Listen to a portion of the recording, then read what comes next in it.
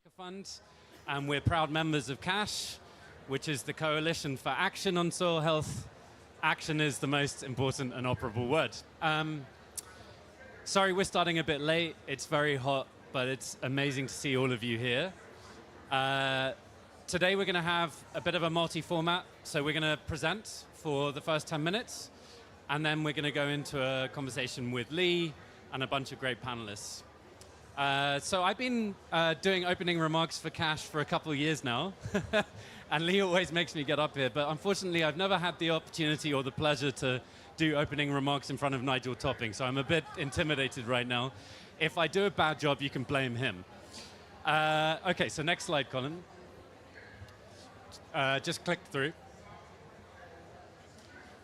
So really our objectives today are to unpack the financing gap for soil health. And before I get into my slides, I want to just give you a stat, because One Acre Fund is all about data. And we serve 5 million smallholder farmers in 10 countries in Africa. On average, we're seeing our clients lose $100 of nutrients every year. Now, our average financing package, so an input credit and a fertilizer credit loan, is about $100 per acre. So think about that. We're losing $100 of soil nutrients, and we're financing $100 of nutrients every season for someone who's under $1 a day. That makes no sense. So that's why climate finance for soil health is important. If you remember one thing, that's what we're talking about today. Next slide. You don't need to know about me. Next slide. So I'm just going to give you 10 slides, and I'm going to click through them really quickly. And then we'll get to the panel discussion. So we work in 10 countries in Africa. And just keep clicking through, Colin, because these are animated. Each of these boxes represents a 50 by 50 mile land area with the highest concentrations of smallholder farmers. Okay, next slide. These areas, the green areas, are the biodiversity hotspots. Next slide. Sorry, go back. And then the next graphic is the highest concentrations of deforestation. Now, why is that important for soil health? Obviously, if you're losing tree cover and you're in these biodiversity hotspots, and by the way, soil is part of the biodiversity index, smallholder farmers are central to improving soil health in Africa. Next slide. And we believe that smallholder farmers must be at the center of any climate strategy. Now, there are a lot of people in the room who know this, so bear with me, but a couple of important stats. Next.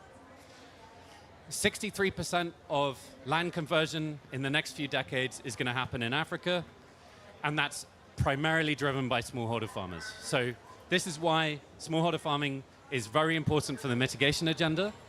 Next. And for the adaptation agenda, 74% of the world's profession of the world's dollar a day poor will be African smallholder farmers by 2030. That is increasing. So for the adaptation finance agenda, we must help improve smallholder livelihoods to improve soils and mitigation. Now, ISF have just come out of a really important state of the ag finance report for smallholder farmers, and they're showing a $200 billion, 70% of agricultural finance smallholder need is unmet every year. At the moment, 90% of ag finance for smallholder farmers in Africa is coming from regional and local off-takers and agri-SMEs. And so there's a massive gap in terms of institutional investment in the smallholder ag supply chain. This is agriculture writ large. This isn't soil health, but I'll get there. Next slide. And climate change is obviously going to widen this gap, what I would call a double squeeze. There's a viability gap, there's a demand and supply gap of finance. So there's a rising demand for adaptation finance, 30 to 40% increase in farmers' capital expenditures to climate-proof production, and I'll talk about that in a minute. This is about $100 to $130 billion of climate adaptation finance needs for the smallholder ag sector. Next. And there's a stagnation or contraction of supply, and in the finance sector, that's mostly due to perceived risk, and obviously climate change is increasing risk. Providers are pushed out of the market, and there's an increased perception of risk, which is probably our greatest enemy in the market right now. Next slide. So One Acre Fund works with smallholder farmers who have less than 1 acre of land, and just keep clicking through. And our core package is a package of inputs on credit, training to support that production increase, next, trees, agroforestry trees, and insurance. So that's our core package. Per acre, per farmer, that costs about $92 per season. Next. Now, if you really want to climate-proof smallholder farming, and if you want to improve soil health, you need to boost that package. So you need optimized agronomy, so specific to farmers' soil health conditions, regional context, etc. You need tailored advice. You need market access in premium crops that are going to improve soil health. You're going to need improved insurance options to support regenerative agriculture practices, and you're going to need improved extension systems, gender-centric, localized, etc., to respond to different soil contexts and needs. And you're going to need carbon finance to drive new revenue in soil health improving practices. We think, based on our own trials, that this costs about $300 per farmer per year. So that's a doubling or a tripling of financial needs to improve soil health. Next slide. How do you do this at the capital stack level? Well, a traditional ag finance stack looks like this. You've got working capital, in our context, philanthropy, and farmer revenue. We generate about 70% of our revenue from farmers. We have a layer of philanthropy for R&D and global staff and talent. And then we've got working capital, which helps us scale input lending to more farmers. But that's breadth. If you want climate finance to improve soil health, you're going to need depth in you need a tailored capital stack. What that means is a new carbon fund, a new insurance fund, and new value chain investments to drive climate smart crops. Now, this is 1 acre funds strategy, but honestly, I think this applies to any soil health climate finance strategy out there. Next slide. So I think I've explained that, but I think at the market and business model level in an enabling environment, we're going to need 3 layers as well. So a lot of 3s. Keep going, Colin. But there is an opportunity here. If we can de-risk soils, and also ultimately, if we come back to climate finance for soil health, investing in soils is about de-risking agriculture. The big problem we have is the value of soil health is not currently valued in the market. There's no revenue stream coming for improving soil health, and the insurance sector doesn't necessarily value the improvement in soil health. But there is an opportunity. So if you were to invest, and again, look at the 2025 ISF State of the Ag Finance Sector report, if you invest in especially off-taker-driven value chain investments, there is about a $110 billion opportunity with 60 million farmers to bridge that gap. So 50% of the current gap can be bridged in increasing de-risking instruments and then value chain finance. Next slide. So I'm going to end my slides on just a quick point about soil health. So we talked a lot about ag finance and climate finance more broadly. Next slide. But obviously the problem, as I mentioned, is if nothing changes, the climate finance gap for smallholder farmers is only going to grow, partly because soils are not being de-risked right now. Next. The solutions. It's what I called last year with Cash, a bouillabaisse of blended finance. I think in Brazil you could call it a caldo, but you need a much more integrated blended finance system that includes R&D grants, concessional working capital to scale what works, and more de-risking for farmers. I think we all know that, but again, investing in soil health is de-risking climate finance. And finally, we need new revenue streams. We're working on premium markets, on carbon finance, and results-based finance. I think I'll end there.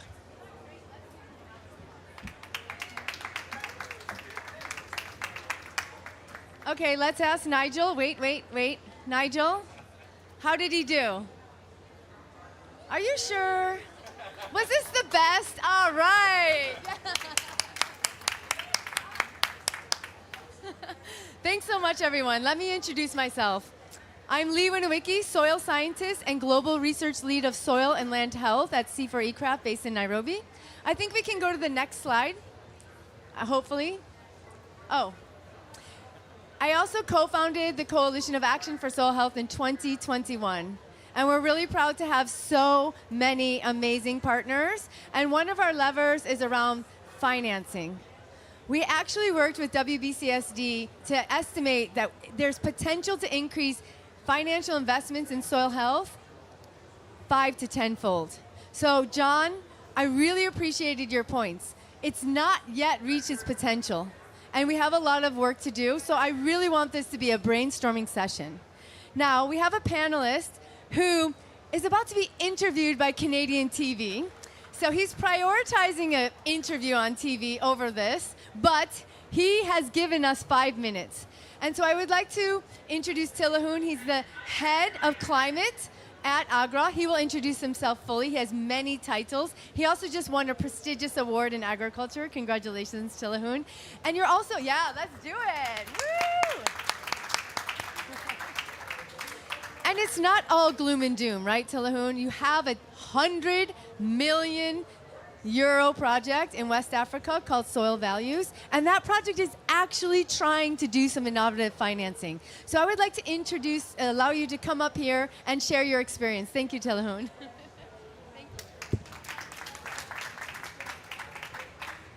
Thank you, Lee. Good afternoon, colleagues. I don't have such a organized, beautiful slide. Okay. Can you hear me now? I was saying I don't have such a beautiful, well-organized slide from One Acre Fund. Okay. Yeah.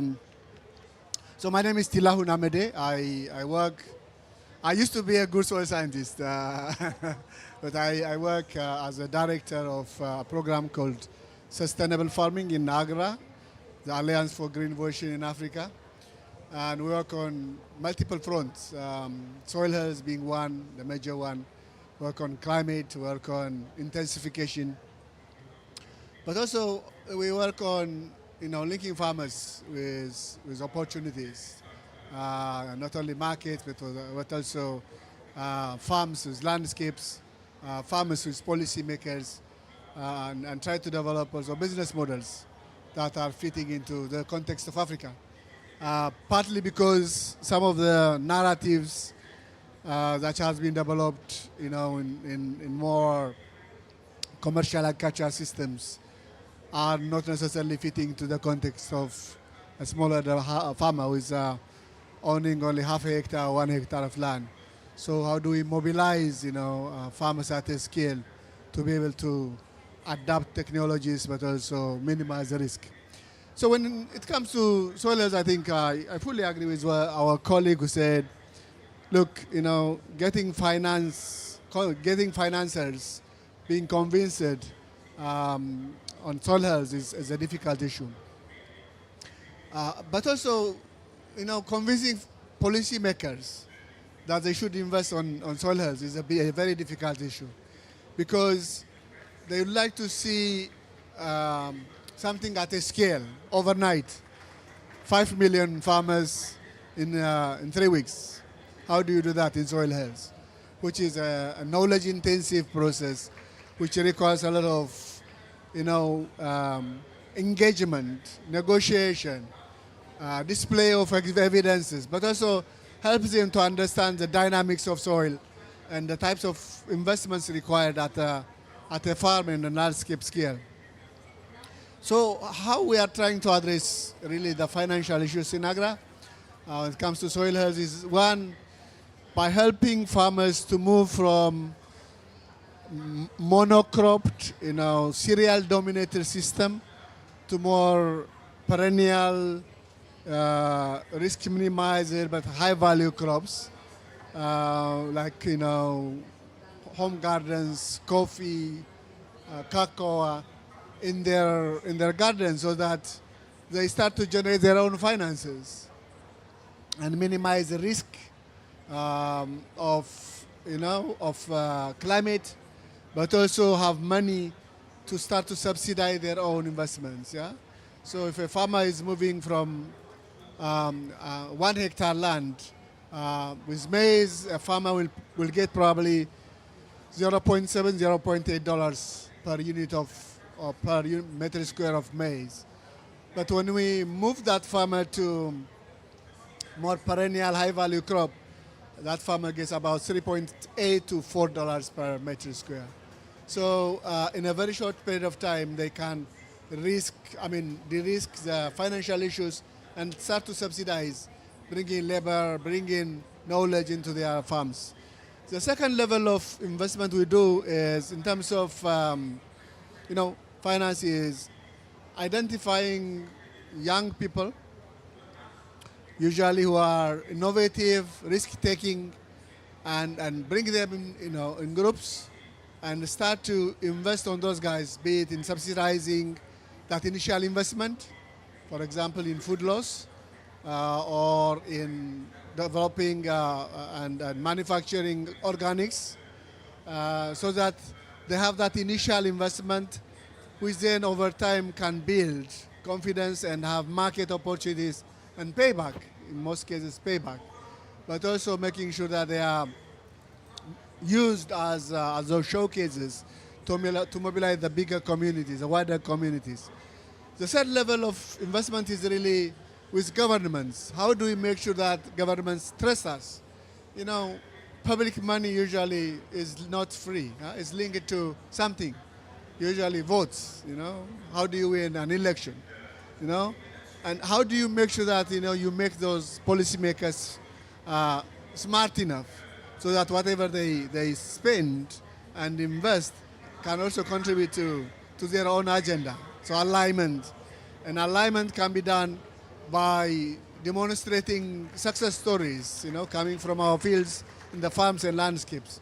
But also making sure that the investment they make in farm, in landscape, is also saving them money. For example, if they manage their landscapes better upstream with soil and water conservation, their downstream investment on irrigation, could be sustainable. They may save money from desilting on yearly basis, because soil erosion will be managed. They may reduce their fertilizer import because you improve their efficiency by bringing in organics. So showing that the benefit they are getting out of these investments are really critical. So I can slowly stop here. I would have loved to be part of a panel, but sometimes things overlap over time. Thank you very much for the opportunity. You're so amazing. Thank you so much. Thank you so much, Tilahun, and I hope your interview goes well.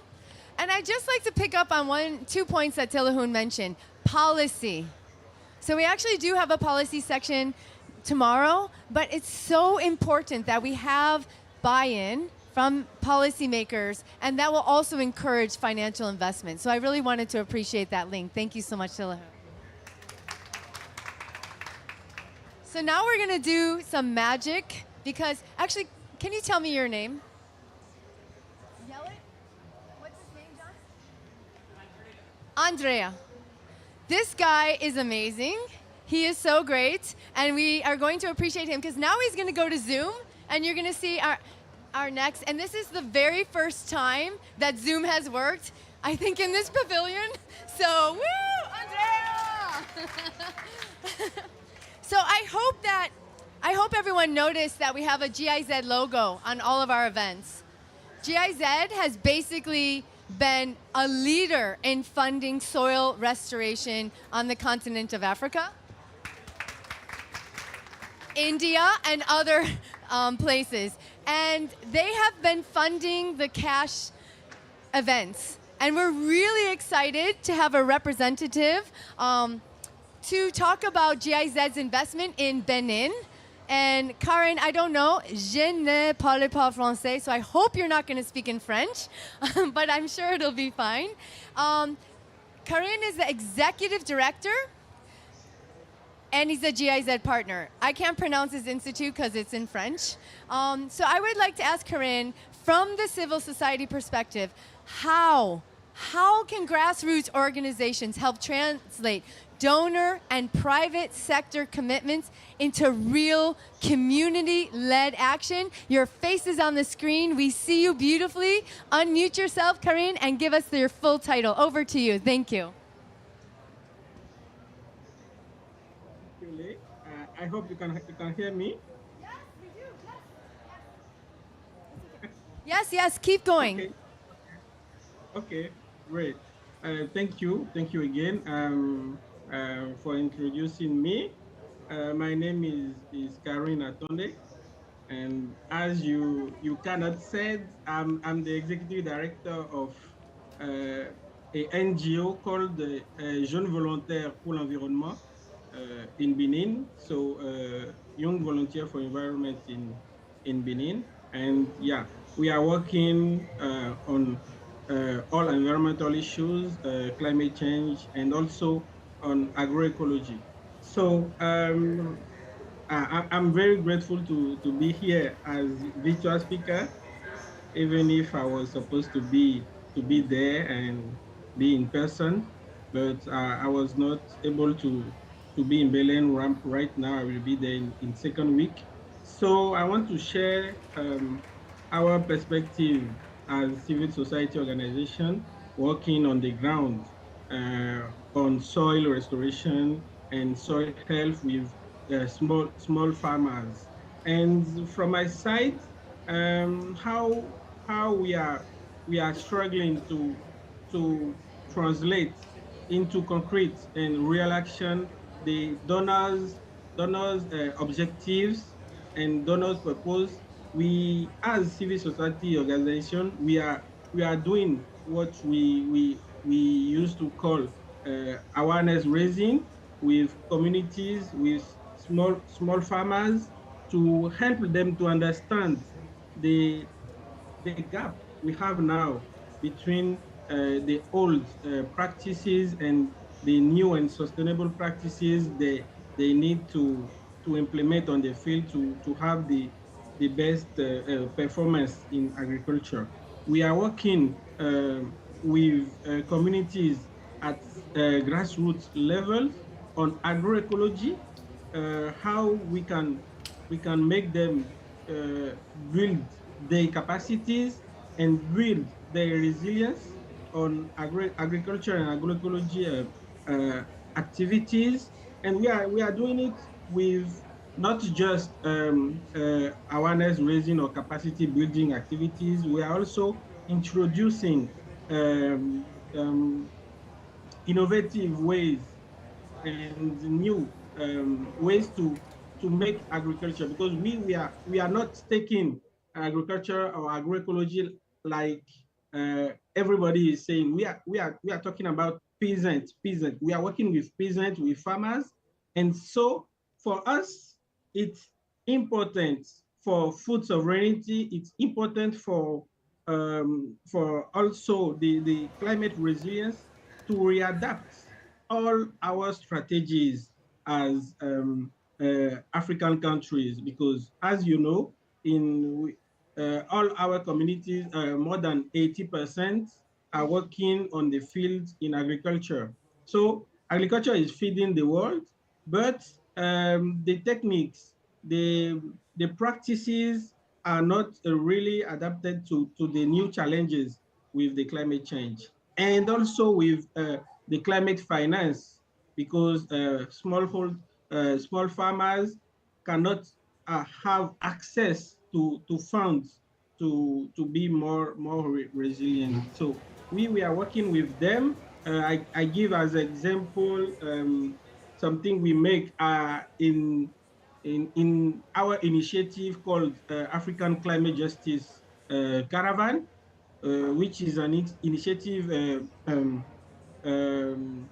implemented by a Jeunes Volontaires pour l'Environnement in more than 20 countries in Africa, in which we are going from the grassroots at the local level with concrete activities. We are collecting people insights on climate change issues, and also we are showing them how they can change their habits, their practices related to agriculture, related to producing for food also. So in this initiative, African Climate Justice Caravan, we undertake an activity with rural women to show them how to produce organic fertilizer, compost, and to use this um, this new way of producing to make agroecology now, not just on a small part of their soil, but on the whole part of the place they are doing agriculture. And we do this also in other countries, not just in Benin, because as I said, the African Climate Justice Caravan and the movement we are conducting is not just Karen? for one country, but it's a Can you hear continental me? movement. Karen? Yeah. We need to stop here. And I just wanted to appreciate your intervention. And actually, we're all sitting here at COP, and you're bringing us into real world experience. So I want you to hear the applause. I'll put my microphone out. Thank you so much. Thank you. Thank you, Leigh. I hope you hear the applause. And thank you so much. And GIZ has been doing a lot of amazing work in Benin, including we did soil health monitoring. So thanks for bringing your voice. We will now ask you to mute, and we will go back to the slide with all the people. So I'm really excited because we're really committed to bringing youth voices here. And diversity. So I'm going to call up my panel. You see I've nicely arranged the chairs for you with all these things. So Nicholas, please, from Bioeconomy Finance Manager, Ambition Loop. Next, I would like to bring up Audrey Darko, Thematic Focal Point on Sustainable Land Management, UNCCD Youth Caucus, and she's the director of Sabon Sake. All right, Audrey, excellent.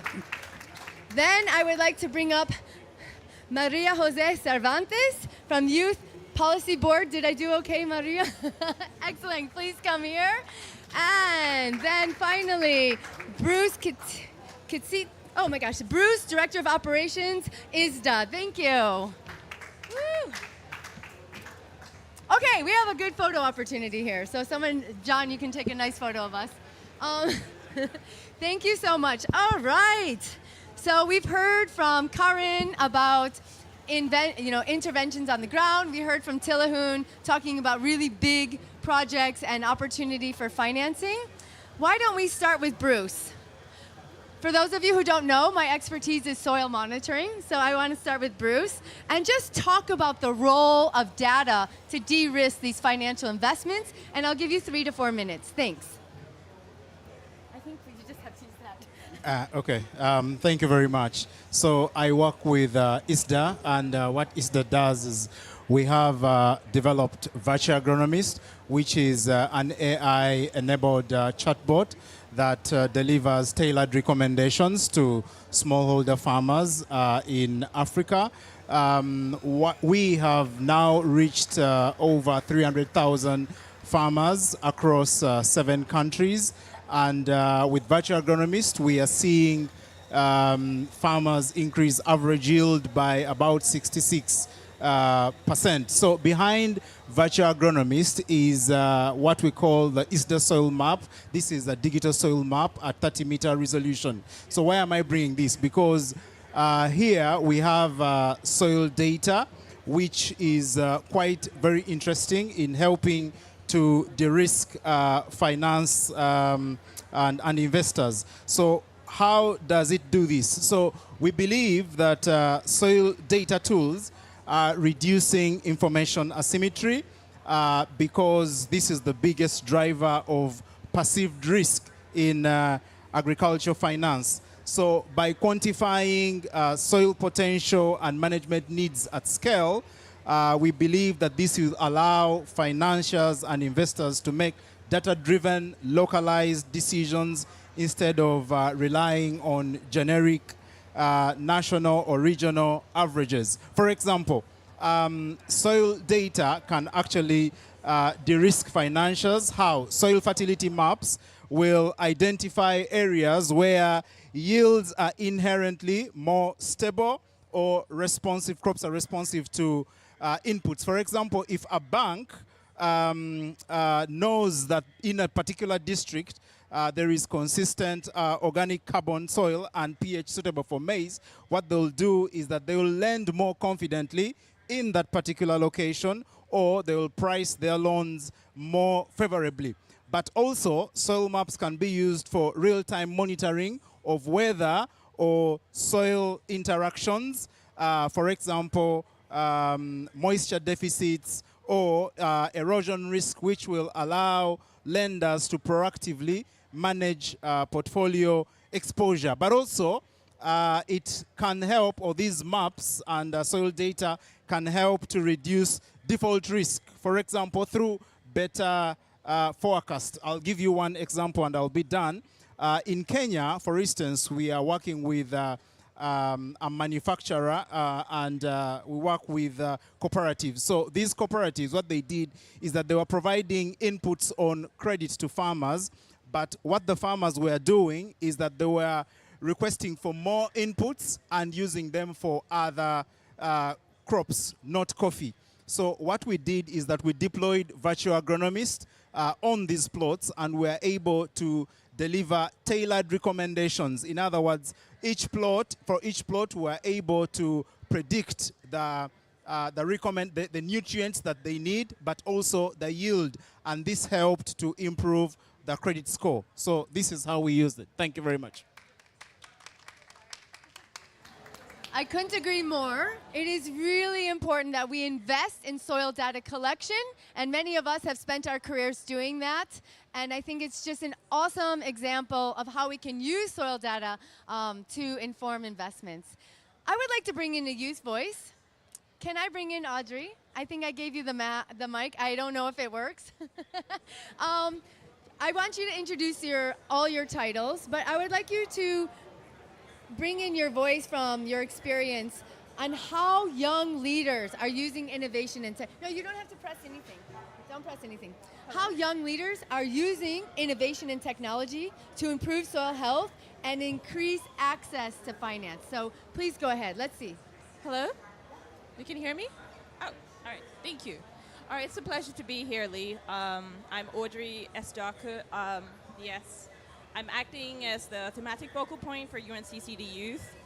Louder? Oh, yes, like that. Oh, goodness. All right. Interesting hearing myself. All right, so back to the question. First of all, it's critical because I think youth are identifying the fact that soils are playing an integral role in beating climate change. We're very passionate, very diligent, very on the ground, and very hands-on. And there are multiple ways we're actually showing up. I'm also the director of Sabon Sake, and this is a company that I founded about 5 years ago. And it's still thriving, and this focuses on land restoration in sub-Saharan Africa, in Ghana, starting from Ghana. And what we do, I'll use that as the first example of ways in which youth are actually innovating and scaling soil health restoration efforts. So what we do is mobilize communities on the ground, especially last mile communities that need resilience built. We identify regions that have tons of waste, and that is very, it's ubiquitous. It's in most communities, in last mile societies. And we work with them, build their capacity to realize the value in that waste to produce, since we're in the Amazon, terra preta, which is a form of sustainable biochar, right? Or black carbon, carbon-rich material. That goes back into the ground and helps reduce their dependency on the synthetic inputs. I mean, the great part about what youth like myself and other youth that we've mobilized to do this is that we're not just providing the product, right, in forms of biochar enhanced organic fertilizer or the raw biochar that helps improve the water retention, nutrients on the ground. But more importantly, we are ensuring that we are teaching them and building capacity, right, and creating more alternative livelihoods for them. Because when we talk about climate finance, we also need to look at how we can harness the power within the community, first of all, and then will be excited about looking at external financing like grants, results-based financing models, that youth critically look at to be able to scale projects like this. So that's one avenue. Another way is through the building of platforms, right? We love tech, right? So we're looking at ways we're looking at how we can monitor soil health, right? Predict for communities across board, and also teach the youth to teach, the farmers in the region that are typically middle-aged, like 50 upwards, and trying to ensure that this is more lucrative, more tech focused, because that's where we want to be with agriculture, with soils, working with soils, and not just the cutlass and the hoe and the spades, etc. Another way we're also doing this is through the production of training hubs. So a lot of youth are going into creating centers that actually, where they provide they provide their knowledge from school, right? Whether it's through agronomy, through soil, through just the farming they've known from childhood, and are putting these in curricula, that can be in digital format or in physical format, and train communities about what it means to restore soils and land. So generally, it's a whole lot, but these are the ways we're showing up, and we're not just relying on the financing around grants, which is what we do need. But we're looking at how we can harness the power we have within to ensure that people can pay for that service. And as well, we are also excited about working with soils and doing this in a more scalable manner. Thank you. In addition to all the work you're doing, I think you could also give lessons on communication. You are a very powerful speaker, and getting excited about soil is such a good phrase. I love it. Thank you so much. I'm really inspired, and I want to do more with you. This is awesome. So I think going from UNCCD Youth Caucus, it's perfect to move to Ambition Loop. We could talk a lot about what Ambition Loop did at COP16 by mobilizing civil society, just like the Action Agenda is doing at this COP. So I really like that, how inspiring Ambition Loop has been. And you also launched the Earth Investment Engine, a bioeconomy finance accelerator platform. Please, tell us lessons. You already heard a bioeconomy example that Audrey just said, so I just thought, let's go right to Nicholas. So please, what lessons have you learned that could be applied to closing the soil health finance gap that John opened with? Thank you. Can you hear me? Yes, and introduce yourself. Well, hello everybody. I'm Nicolas Benkel, the Bioeconomy Finance Manager at Ambition Loop. For those that are not familiar with us, we are a new organization with the mandate to mobilize a multi-stakeholder coalition of actors, including the private sector and the real economy, into the climate and nature agendas. And in that sense, one of our loops, which is basically our areas, is the bioeconomy. And in that sense, we have launched a few years ago, but it's getting traction now, the Earth Investment Engine, which is basically this platform that we strongly focus on really turning opportunities into deals. So how can we really make sure that opportunities in the ground are investable and get the funding necessary to scale? In that sense, we are creating this public good. I love what Bruce said about the importance of data. So how really can we create information and provide free data to investors, to funders, to philanthropists, to corporations, even to other opportunities to use this information? And how are we doing this? Basically, we are creating a broad coalition of partners on being perhaps the most relevant, the pipeline, on one side, the pipeline partners. These are organizations like multilateral development banks, like other NGOs that have themselves a portfolio of opportunities.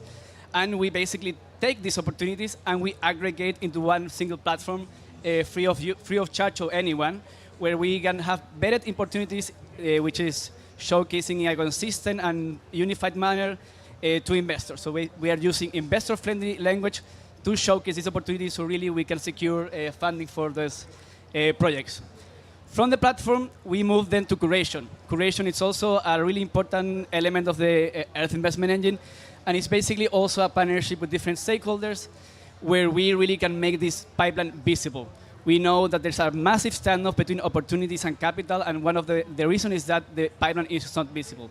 So we really collaborate with different organizations to showcase the pipeline, to elevate this opportunity that we have here, and to highlight the opportunities within bioeconomy.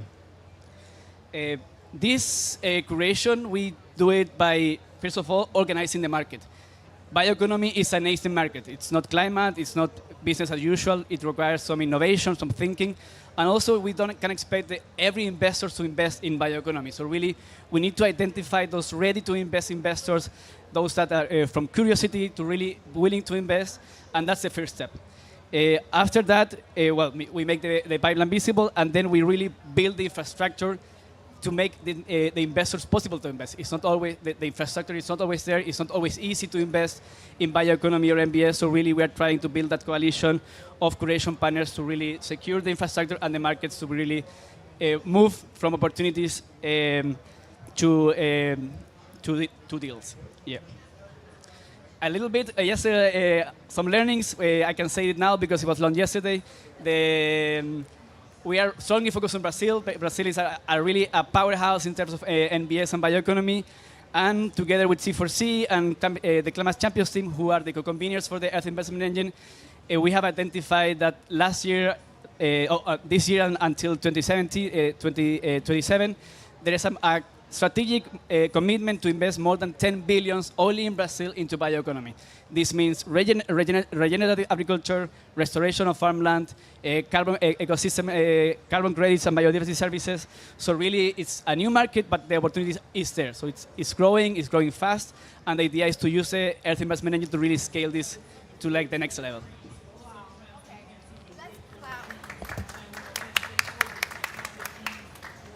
Honestly, I was just saying to Colin, youth are the best speakers, literally.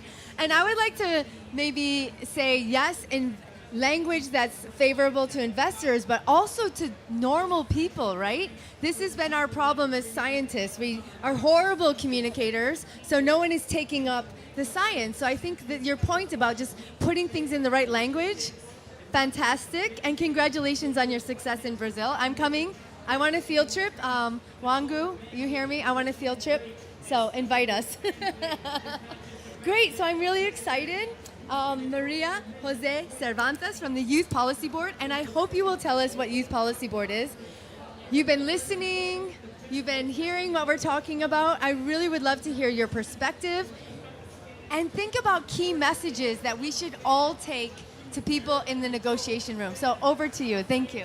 Thank you so much. Can you hear me? Yes. Yes, I have a background music. I don't know how to rap, otherwise I will try, but I don't know how to rap. I'm very excited to be here. I'm also a soil passionate. I work with producers in Costa Rica with farmers as a technical specialist on climate action and agriculture there. So every day I'm also in the farm looking ways to how to improve the practices that we're putting in the soil. And also I have published myself to documents about regenerative agriculture in pineapple and also in coffee farms that right now is being released. And also, as my role of Youth Policy Board is to gather all the insights from young people from the rural areas, young farmers, young indigenous communities as well, and create or shape policy recommendations around all the agri-food systems, since the soil until the consumer. So it's the whole change. And to doing that, we have been creating a different kind of documents in the past 3 years. First of all, we create a compendium with the main priorities or the main issues and challenges that rural youth in Latin America and the Caribbean is facing. And one of those is the degradation of the soil and also the land tenure. So how can we improve the soil if we don't have land in order to create the agriculture? So that is the main challenges that we have. The land tenure and how to restore the land. And in order to do that, we create a series of policy priorities to attend those challenges. And at the end of those policy, we select one. And this was made through several consultations, virtual and in-person consultations with more than 200 young people from the Latin American and the Caribbean region. And at the end, our main policy that we prioritized last year, it was about to how to improve the access of finance in order to scaling up those solutions that young people are already doing in the ground. And those solutions are, for example, agroecology, nature-based solutions, with the use of bioinputs, for example, and how to improve the access of finance in order to scaling up, to reach other communities, to enhance the knowledge exchange. So we create something, a document that is called the Global Youth Action Plan that was released last year, and right now we are implementing that. So we have four actions. We are operationalize that policy. So we are putting that into action while we write into paper. So we are not just doing recommendations. We are taking action. One of that action, and that is my last part. One of the main action that we are doing is we are creating an AgriFin Champions program. That first we are creating a series of materials that will provide for financial literacy for young people, and in 3 languages: in Portuguese, English, and Spanish, because are the main languages in our region. And with that, in the topics that we are prioritizing in those infographics or those educational materials is about how to access a funding, the credit, what is a cost, what is a benefit at the end, how to separate the familiar income from the production income that we receive in the farm, how to separate those costs, how to analyze that, and how to improve our grant writing, for example, how to access to that funding. And with those materials, we are going to create the cohort of AgriFin champions and create a training of trainers. So we are going to train these young people to spread that financial literacy in order to reach those communities that are working in the farms right now. And with that, we are partnering with so many organizations at regional level. We are working with Inter-American Institute for Cooperation and Agriculture. We're working with CATIE, that is a research and educational institution. And also we are working with rural youth from the SICA region, in Central America Integration System, and with other experts, and also IFAD, and they are putting all the technical expertise on that project. And we are going to open our cohort next year, at the beginning of the next year. We are finishing the educational materials, and hopefully we are going to create those materials in one indigenous language as well. But yeah, I just wanted to share that. I think that is going to be the first step in order to reach those lands in order to create healthy soils. Thank you. Seriously, I stand by what I said. Youth are the best speakers. Don't get old like me. It's not fun. And I did my PhD at CATIE some time ago. We don't have a lot of time, and I don't want any formal closing remarks. So let's get voices from the audience. Who has a comment, a question, a reflection? Can you lift your chair? I know someone will. Thanks all the panelists. My name is Thiago Shangi. I'm from Brazil. I work at TechnoServe, so we're a large nonprofit in Africa, Latin America, working with smallholder farmers. So we're also doing a project in Brazil. It's a larger project with large farmers, so we're dealing with soy farmers with a large corporation that buys from them. And one of the issues, especially when we look at soil health, is that most of the standards, the protocols to assess soil health, especially like soil carbon capture, are coming from Europe that are not really applicable to tropical soils. So I think there's, my point here is more like, do you think there is any movement that we need, especially coming from developing countries, that we need to do something in order to update protocols or put the voice more out there? Because I think most of these tools that measure like carbon emissions, carbon removals, they're not really applicable to our soils, our temperatures. They're very like temperate zones coming from Europe or North America. And then I feel we're missing a lot here, especially when we're trying to capture the value of these that are going to really help to fund this transition to regenerative agriculture, restore soil. So yeah, if you have any thoughts on that, just...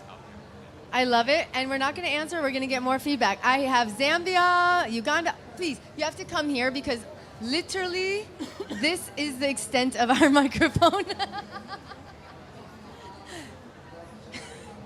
Thank you so much. Okay, thank you very much. I'm Enoch Juma from Malawi.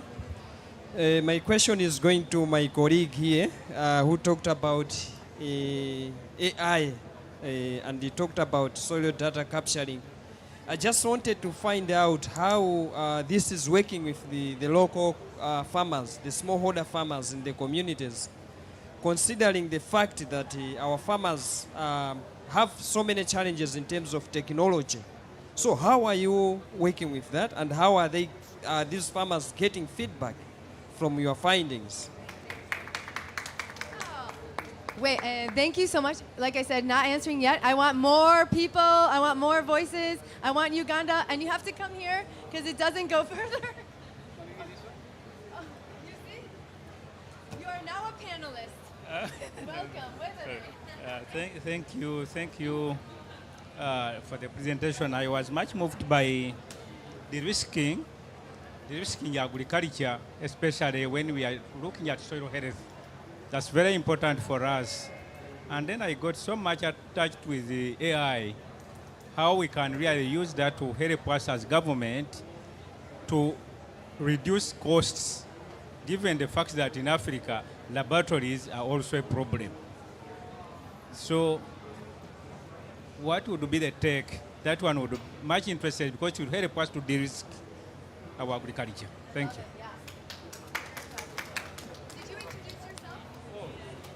I'm Fred Kabango. I'm from agriculture, Uganda. I'm also a soil scientist. Thank you. I mean, we have ministry here interested in soil. Anyone else want to bring their voice before we close? Anyone? Awesome. So don't go because we're going to do a small group photo. I just wanted to thank everyone. I know it's hot. I know there's competing. I absolutely loved all the inputs, even John's opening.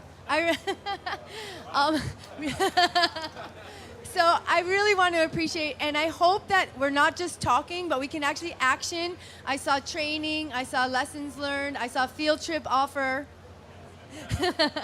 and opportunity to engage. So let's go in the corridor, let's talk, let's make sure we follow up, and really find ways for us to finance the innovations in soil health that reach the farmer, that reach the pastoralist, that reach the youth, that reach the land managers, because we have to close this finance gap in soil health. Thank you so much, everyone.